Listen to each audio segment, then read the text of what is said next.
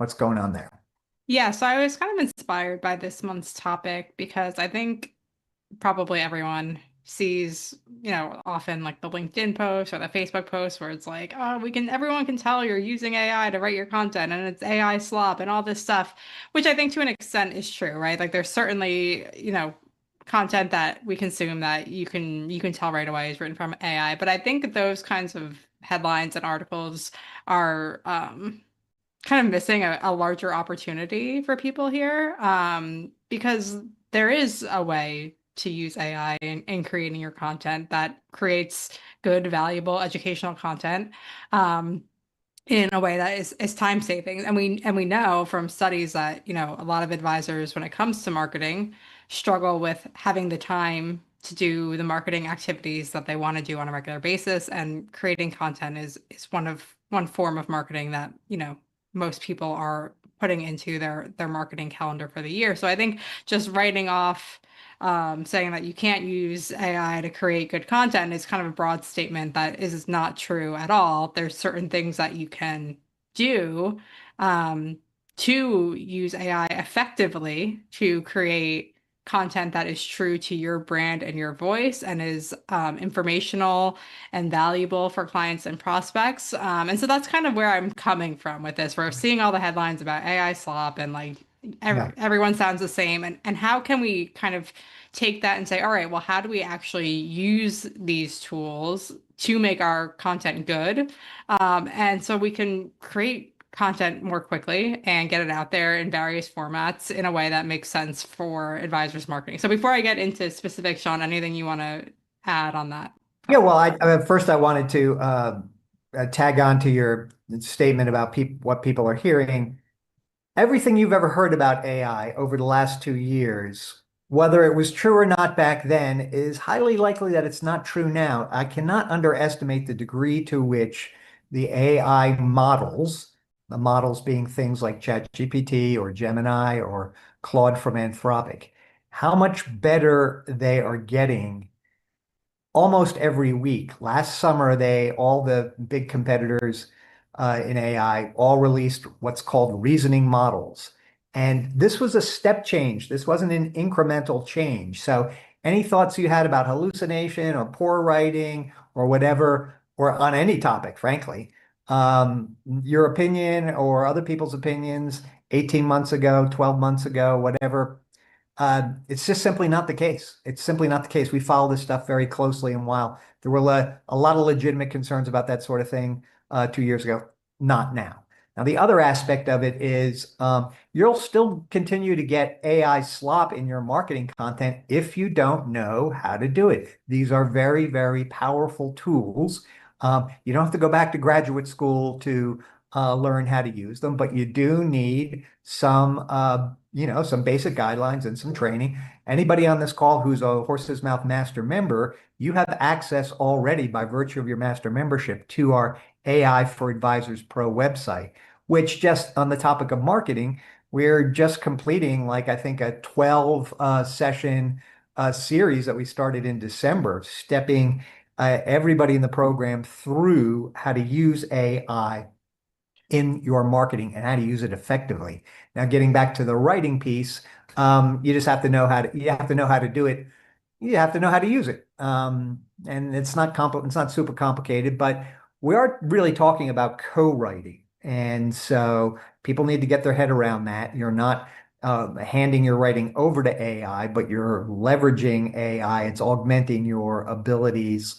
You're still in the driver's seat. You're the human in the loop. You're the subject matter expert. So it's really when it comes to marketing, good writing, good marketing content, good content in general with AI. It's just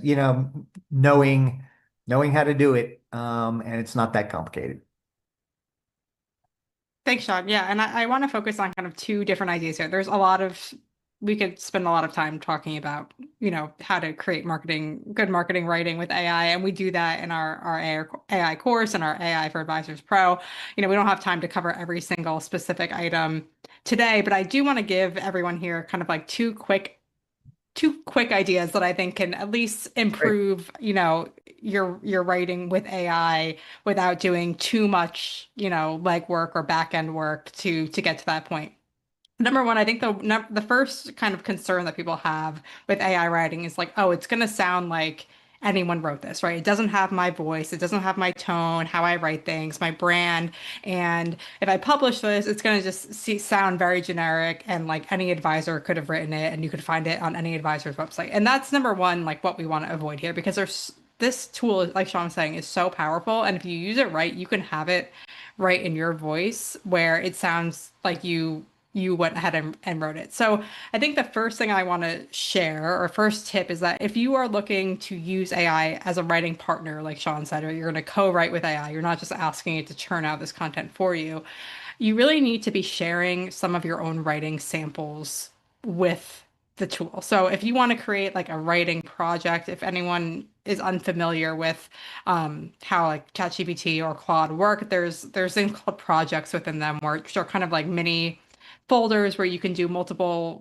projects within it, but it follows the same sort of rules and instructions. So you can upload some writing samples, maybe, your best read client newsletter, or if you've done blog posts in the past. Take a sample, five or so different writing pieces that you've done that you think are representative of how you sound when you write and that you're really proud of, and upload those to these tools, and ask the model to analyze your writing style. Say, hey, take a look at these examples of my writing. Analyze my tone, the writing styles I use, my sentence structure, and kind of come up with a summary of my writing style here. And once it does that, you can then ask it to say, hey, anytime that you're doing writing with me, use my writing style here. Make sure that it's written in this style. And that's going to help you at least have it written in a way that sounds more like you're writing. So it's not, if someone's reading your blog post and it goes from one that you've written, totally on your own and it sounds just like you, and then all of a sudden the next one was like, you just put a prompt into ChatGPT and it spits something out and you put it on your website, it's going to be pretty obvious to someone that there's a change there, right? Our goal is by having it mimic your writing style to an extent that it's going to write in a way that sounds more like you.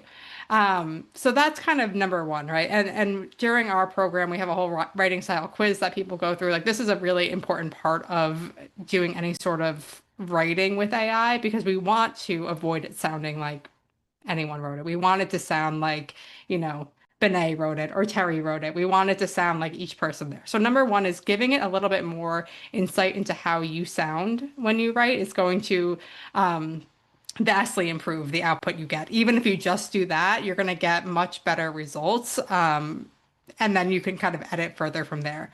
I should also say, and I should have said this at the beginning, that at no point are we ever saying like you should just take what ChatGPT outputs and post that or send that out.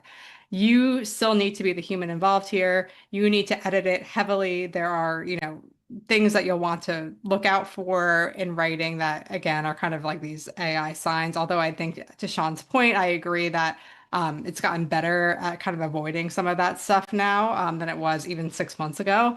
But, everyone knows the whole M dash drama with AI. So things like that, you want to be aware of it. So at no point am I saying you're going to get it to a point where even if it's mimicking your writing style, you can take it and just post it. There's always going to be editing involved in that, which kind of brings me to the second idea here of using AI as a way to structure your writing and outline your writing, but always going back to not only edit it so it's in your voice, but add your own specific stories into this writing, right? Like AI can write you a really good piece on why a Roth conversion might make sense. But only you can add in the story of a client where you did a Roth conversion and it totally changed, their retirement picture. AI doesn't have that knowledge that you have about what you've done. And so it can give you a really good outline, but you have a huge opportunity to take that outline and then add in your own stories or your own beliefs on things to make it a little bit more you. And you can actually even create like a story bank that you can, access in these models too. You could create a project that's like story bank, and anytime a client story comes up, obviously you're going to change the names. Even if you're writing it on your own, you're going to change the names. And you can just type it in there like, oh, helped client X with social security claiming and found out they were, they got this widow benefit that they didn't know about. And that could be, something that then you can call upon when you're doing your writing as an example or a story to add into, what you've started to craft with AI. So I think those are kind of two things to think about is number one, having it learn more of your writing style by sharing your own writing with it. And two, when you get an output, when you get a framework from ChatGPT, think about how you can incorporate your own stories in there. So it's going to be more personal by default because you're adding your own kind of experience into that. So that's kind of the two areas I wanted to focus on. But Sean, I'll let you add anything else you want to share Well, I there. mean, I think those are good points. And when ChatGPT first came out, 2.5 years ago, or people were doing like little experiments, like taking the, front page of an article from the Wall Street Journal and telling AI to rewrite it in the style of Dr. Seuss, or rewrite it in the style of William Shakespeare, or rewrite it in the style of Moses in Exodus. And the point is that if the AI is familiar with the material or the writing style you're invoking, it can then write in that style. And so what Devin is saying, give it some articles and let it learn what your style is. And then going forward, if you do the right things, it'll write in your style. So I think that's great, great advice, Devin, for sure. So shall we move on to part two then? Yeah, we do have a question here, Yeah, which I okay. think maybe you probably will have more insight on. Yeah. Ryan's saying we use Microsoft and use Copilot. Do you think Copilot is as good of a writing partner as ChatGPT? Yes, well, so, as I always like to remind everybody, Microsoft was a partner with OpenAI from the beginning. And Copilot is ChatGPT.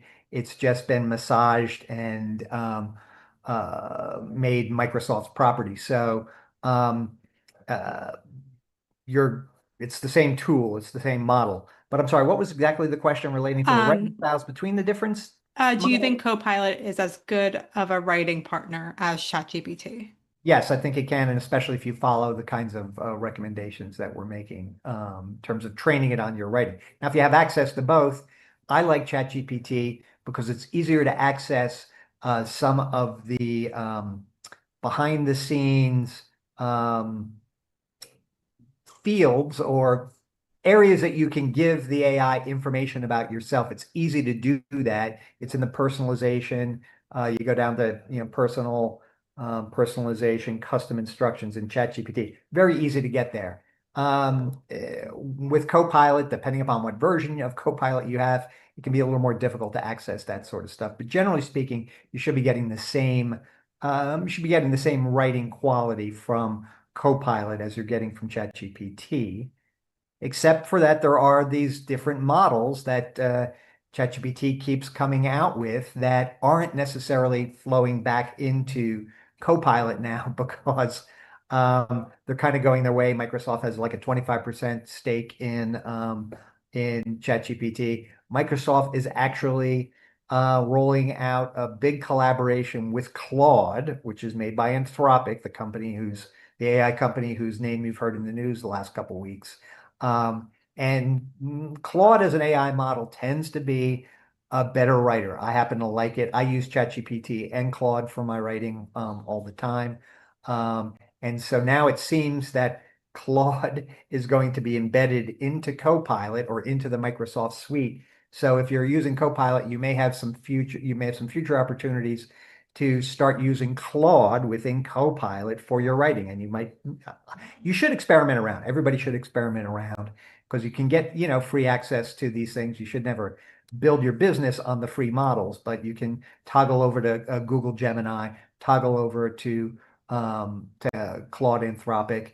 And, as we're learning these tools, it's good to give them a try. So that would be my recommendation. All right, Devin, any other questions? I think that's it on that. Okay, so it's the month of March. We usually cover 2 months at a time, what's immediately in front of us and what to look ahead to. And Devin, taxes is big in March. What do we have teed up from a marketing perspective here? Yeah, I just wanted to quickly pull up the advisor client marketing calendar. for those who, are or are not familiar with it. Each month we pick a theme. We give you different marketing pieces that you can personalize and send out really quickly to your list. And so March, we, pick the theme of taxes with tax day coming up in April.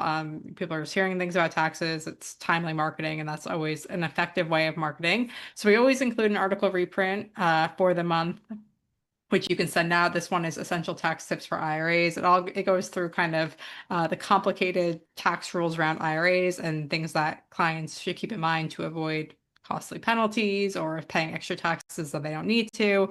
It's written by Denise Appleby. It's a really great piece here.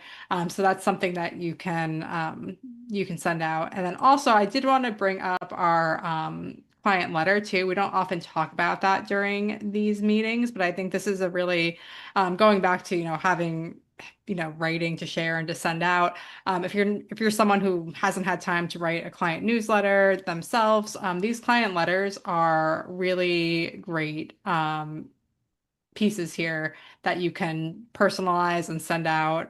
You can take parts of it, you can take the whole thing. It comes out the first week of the month. It's written by Charles Sherry, and it's always on a very timely topic. This is obviously about the Iran war and all of that. So this is just something I wanted to bring your attention to. Usually we have these meetings before this piece is published, so we don't really get an opportunity to talk about it. But because we rescheduled to this week, this is already out. So I just wanted to make sure that everyone was aware that you have access to this as members. And you'll see there's multiple topics through it. So if you only want to take part of it, you can do that. Or if you want to use the whole thing as is, you can do that as well. There is a way to download the Word doc of the file here, and then it's easy for you to go ahead and personalize moving forward. There's also like a template kit that walks you through everything. So in case you haven't done it before and you have any questions, you can always look there. And then, you can link to the past resources as well. So this is just something I wanted you to be aware of. It comes out again the first week of each month, and it's something that you could easily add to your communication pieces as well. So that's kind of, what we're, I oh just want yeah. to jump in there, remind people getting back to the AI topic, like you can take the client letter, and take portions of it, move it over into AI that has been trained on your writing Mhm. style, write shorter pieces on different elements from the client letter. So it's Yeah. your material to use in any variety of ways. 100% as Charles, modified in any variety of ways, modify it using AI as well. So just wanted to get that in there. Yeah, that's a great idea. Definitely. And then we always like to look ahead to April too, so you can kind of, get going on that. So our theme for April, Social Security, April is National Social Security Awareness Month. So again, we try to, as much as we can, match our themes to um, greater financial topics going on in the world. And so people will be hearing a lot about Social Security. You can come in with some valuable resources. Um, our reprint for the month is all about delayed retirement credits and why it makes sense to um, delay your benefit to 70 if you can. This is written by Elaine Floyd. This is the web version of the reprint. I just wanted to show you that as well when I was showing you before. This is the, PDF which you can send out, but if you want to send out a web version, clients get a link to this, they open it up and this is what it looks like. It would have your information up here.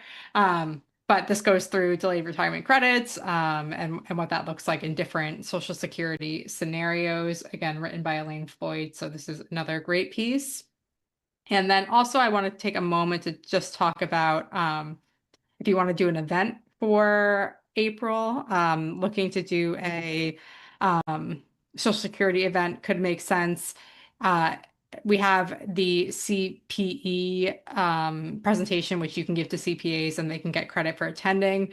Obviously, you want to wait until after April 15th to do anything with your CPAs. No one's going to come before that, but if you're looking to do something maybe at the end of the month when they've had a week or two off, and they need to get some of those CE credits that they've been putting off during tax season, it might be a good time for them to go and do that.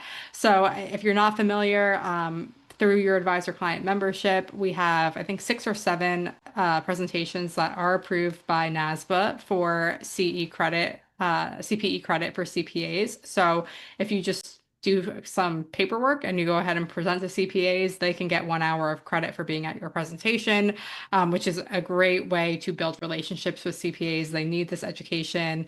They get to see you in action, but they also get this credit that they need. And so it's kind of a win-win for everyone. So if you haven't looked at that, I recommend taking a look.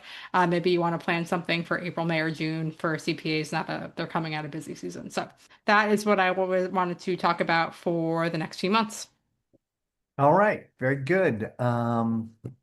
Well, let's move on now to part three, which are Devin, questions from our members. Let me get this in front of me so I can see. So you're handling the first one, and the Mhm. question, Devin, is my best clients came from centers of influence relationships I built more than 15 years ago. How do I recreate the network effect in today's environment? I guess is person saying their previous network has maybe grown stale or something. I'm not sure. What's your take on that? Yeah, that's what I was reading too, of maybe, people have retired or the referrals aren't coming in, the business has changed. And so this actually kind of nicely lines up with what I was just talking about with the education angle, because I think creating relationships with CPAs now is probably different than it was 15 or so years ago when this advisor originally did this, where, the kind of the play then was, you met for lunch, you took them out to coffee, and then you kind of, had referral relationships. We've seen over the years that, that isn't always as successful for advisors now. It's hard for advisors to differentiate themselves with that method. For some, it works really well. Others struggle where, they take the CPA out for lunch, the advisor sending them referrals, but they feel like they're not getting any referrals back from the CPA, and it kind of creates this tension in the relationship. And that's something that a pain point that we've heard plenty of times through advisor client and our advisor CPA program as well. I do think that the education angle of making yourself an educator for CPAs is a really great way to kind of build trust and authority in this space now. We do have advisors who regularly are giving presentations to CPAs on various topics and really kind of building those relationships out that way. They find that CPAs kind of are quicker to trust them with clients through the education angle, because they see you presenting on Social Security, and then when a client comes in with a question on Social Security, they know that you're kind of a trusted resource. So I think if you really want to lean into the CPA COI angle, education is certainly one way to do it. We just finished up our Liftoff financial educator class, and we spend a module on centers of influence and CPAs. And we did have someone in the class who was planning on doing like a CPA series. They really wanted to lean into building those professional networks. And so they were going to do, different topics every month and, invite CPAs to come to it. We have some advisors who will just, invite CPAs in the area. There's some who will go to a CPA firm and do the presentation for all the CPAs there. There's various ways you can do it, but I think that is certainly one way to kind of differentiate yourself in that world. We also have a pretty we've been giving this presentation in our advisor CPA program for years now, but there are still advisors who do this and it works, is they kind of build this like more formalized COI referral network, where they find different professionals in the community, invite them into this network where there's like bylaws and everyone has to give a certain number of referrals a year, and they meet monthly to talk about their different industries and learn from each other, and it is this more close-knit network where people are learning and they're also expected to give referrals. I think, unless you find the right people, that can be kind of hard to get off the ground and running. So maybe that comes later after you've done these presentations and you have a good network of CPAs or other professionals in your area that know and trust you, but that's also another option. And you can go ahead and access that campaign through Advisor CPA as well, if that's something that interests anyone. But I think focusing on education, whether it's webinars in person at CPA firms with local CPAs, is one way to really kind of start to rebuild that network going forward. Yeah, and any chance to present on the One Big Beautiful Bill, which only Hmm. came out in July. They're just starting to see it in the tax returns this year. Next year will be the first time it's been in place for a whole year. Um, Debbie Taylor's fond of saying that a lot of CPAs and accountants are, history, they're always looking backward. They're not exactly necessarily up to speed. So that could be another opportunity is to uh, share some good information with them about the one big beautiful bill, which has so many different complicated provisions and booby traps. Um, wow, wow. Anyway, shall we move on to the next question? Yep. So question two, what's the right balance between showcasing my credentials and experience and also being approachable in my marketing materials? Yeah, so the one thing on this question that I was thinking about, Devin, is especially when I got into this industry 25 years ago, um, I was running into people that had a lot of letters, credentials in their signature file. And of course, I was, familiar with what a CFP is. And some people would have the MBA or a JD or a CPA, and maybe there'd be like one specialty thing or whatever. But there would be some people who would string, an endless amount of certifications. And of course, I'm all for continued professional education. That is why Horsesmouth exists, because the licensing or to get many of these designations doesn't necessarily include um, uh, a lot of deep training. Anyway, the point is here that when it comes to prospects and people evaluating whether they might want to work with a financial advisor, people do look at credentials, okay? But that's really just a small part of the situation. It's kind of like if you were gonna um, balance the credentials versus approachability, we would say, okay, 20% of your about you space might be mentioned. You might mention, the different, your educational background and any other special training that you have. But that the real key is the approachability front. Because people, when they're evaluating an advisor, the credential thing, just like, all right, I want to make sure the CFP for years has been, taking advertisements on a lot of national networks. They've done a great job of building that so that the average public, the average person who's, finally looking for a financial advisor as they move into their mid-career, knows to like, look at designations. Okay. But what they really want is somebody who is approachable, somebody who is speaking to them. It gets back to the whole thing about, they don't care about you until they know that you care about them. Okay. And so that gets down to things that we've been discussing in the AI program recently about rewriting your about page, for instance, right? You want your about, this is the approachability aspect. You want the about page to be speaking to the client you want to speak in terms of we, the firm, and you, the client. We don't want to refer to the client in our writing. We want it to be you, what we do for you, how we work together. And so your about page content, you really want to, double check. And of course, in the about page content, you say, and down toward the bottom, you don't want to lead with the resume. You don't want to lead with the designations, okay? You really want to you lead with your value proposition, and what you do for your clients, and then, speaking directly to them. And then, you can close it out with, mentioning your, whatever particular certifications you do have. And the other thing on the approachability front is to think about your visual strategy on your website. Um, Straight up kind of corporate headshot photos, used to be considered okay in this business, but now a lot of people are recommending kind of more sort of action-oriented lifestyle type photos where you see the financial advisor, maybe at a client, maybe he's flipping hamburgers at his annual client event, or, greeting people on the Mississippi steamboat ride out of Tennessee or wherever the case may be. Look for, real life photos as opposed to, stiff stills. I guess. And that's the part of the approachability front as well. And then, your content tone is an important topic as well. The writing we were discussing, earlier today, you want to be speaking about client problems. That's why you want to collect all of your client wins. What Devin was saying about having a data bank of client stories.